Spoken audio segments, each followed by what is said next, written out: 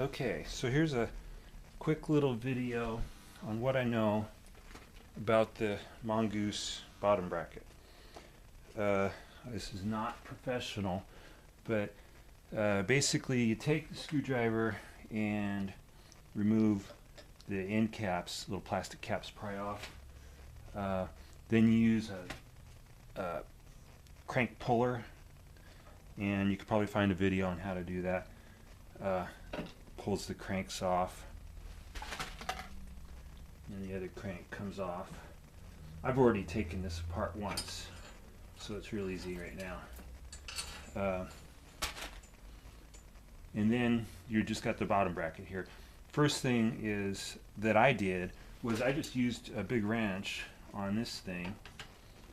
I guess this thing wasn't tight because I don't know how you get that off, maybe with a screwdriver in the little hook there kind of thing, but all I ever really did was put the wrench on this thing and loosen it up, and it came off. And then this thing came with it, of course. And I took the whole thing apart and cleaned everything, so it's all clean in here now.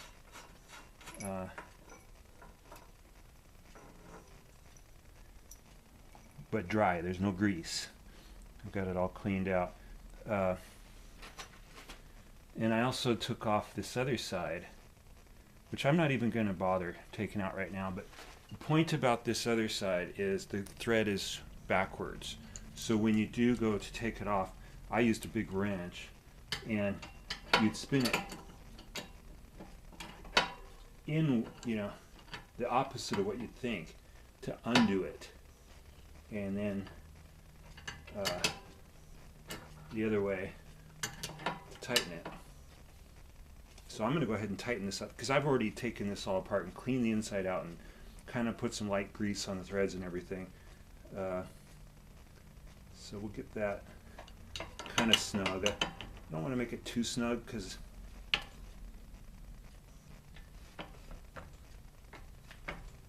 I get the feeling I'm going to be getting into this thing a lot, because you're riding it in the snow and this bottom bracket just doesn't seem like it's sealed at all. It's kind of garbage bike, but it's a $200 Walmart bike. So, and I didn't really pay attention to which one of these sides goes in first. One of them's a little longer, and I think that's the one that's going to go to the drive side.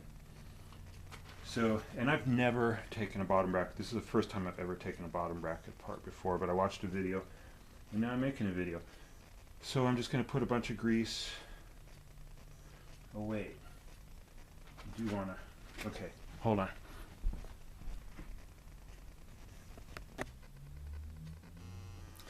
Okay, so I realized I probably do want to take this off because I don't have grease on anything right now, except for a thin little bit of grease on the threads. So I need to grease that cup in there. So I'm going to try to take this off real quick, which it doesn't happen real quick because it's I don't know why. It almost seems, when I was taking it off the first time, it kind of seemed like it was a little cross-threaded. Although ever since I put grease on it, it seems to be doing okay, so I think it's going to be alright. Now it's starting to come easy. Okay, so I'm going to put tons of grease in this because, trying to keep water out, but I think it's going to be impossible. So anyway, I'm just going to lather it up with a bunch of grease. And put some bearings in there. The bearings go with the more exposed part of the bearings to the outside.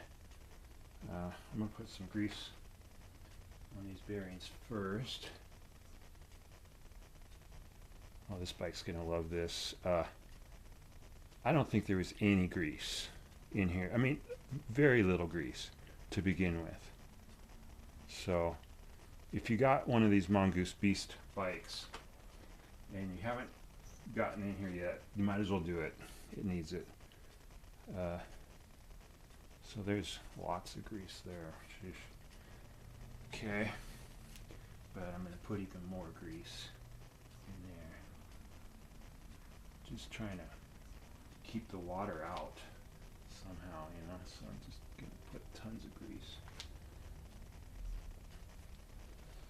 Okay, I'm going to thread this in.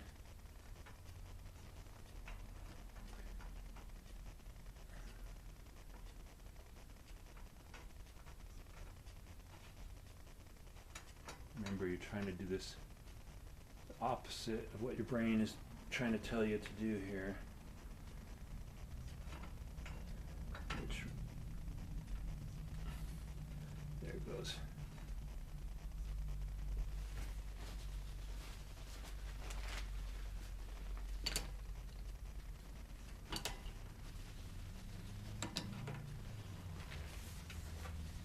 Then just start tightening that up.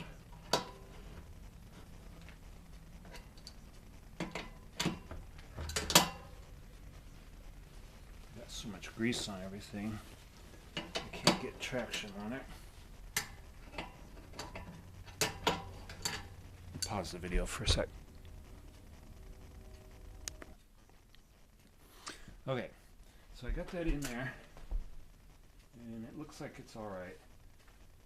So I'm going to put some grease on here, and this is probably overkill to put grease on here, but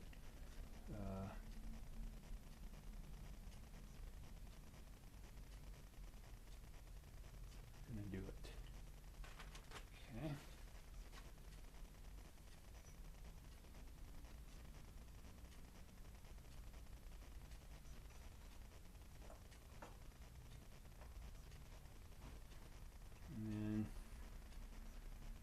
Grease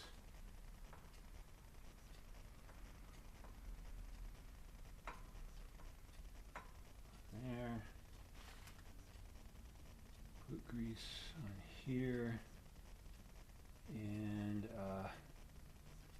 gotta remember the bearings go out, the bulk of the bearings go towards the outside. That. Grease on your fingers. That's probably about all the grease I'm going to put on this thing. Oh no, I'm going to put a little bit in the cup here. Probably some real mechanics going to be looking at this video laughing at how much grease I'm using. I don't know. Can't use too much, I don't think, can you? So I got bearings in there, that's all you put in there. And then you, now this one is a normal thread,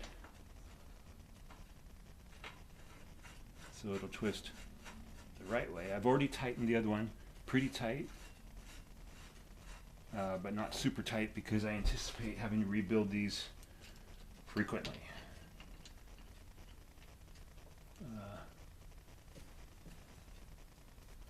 And I'm going to tighten this up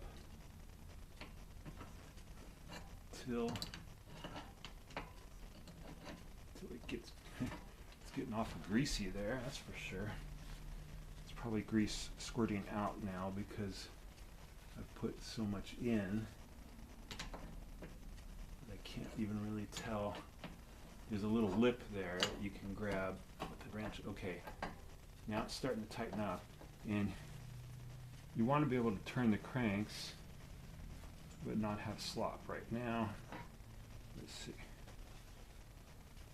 And I might have to work that grease in a little bit.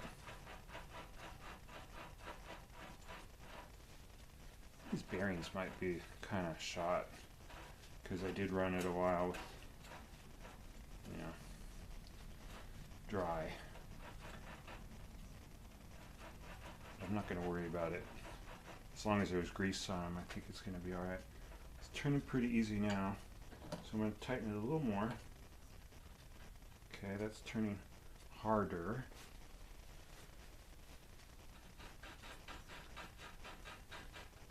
But I think it's still good enough. I think it's going to loosen up over time. It's probably about right, I'm going to guess. And I'll probably end up having to come back in and retighten these things later or something. I don't know. We put on this lock ring, which I don't really have the right tool for. So I'm just going to take a screwdriver and kind of tap it into place like this.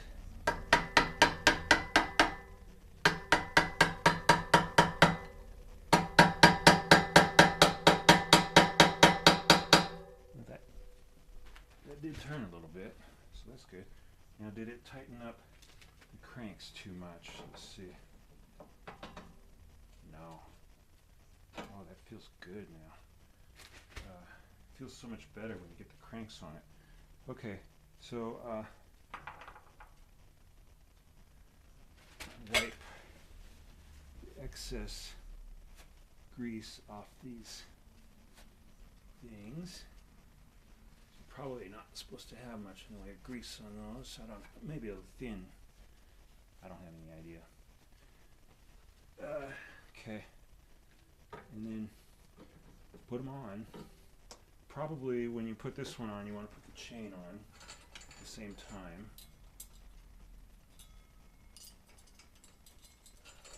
So that you don't have to fuss with the rear end of the bike.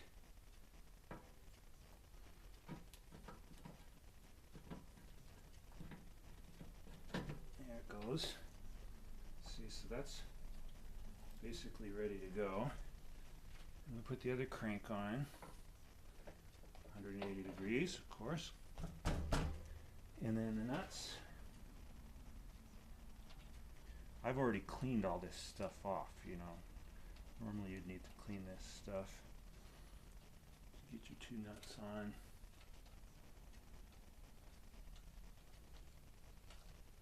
Get a 9/16. I got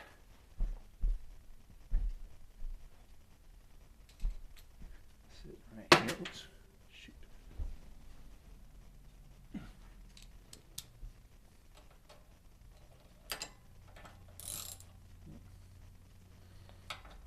Tighten these up.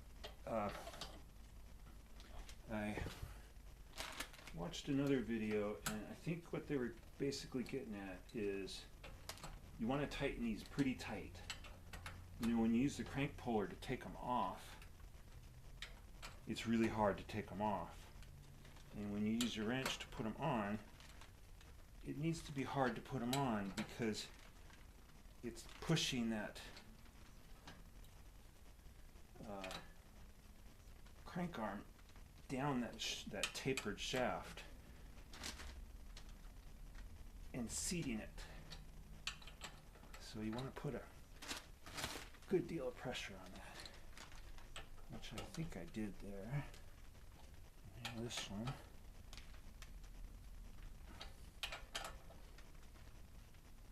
Okay. Of course, this is a snow bike for me, so I'm never going to be at high speed, so I'm not too worried about this thing falling apart. Put the caps on. Tap them into place. And you have rebuilt bottom bracket. Still sounds a little bit gritty. And I think that's because I basically ran it too long before I did this.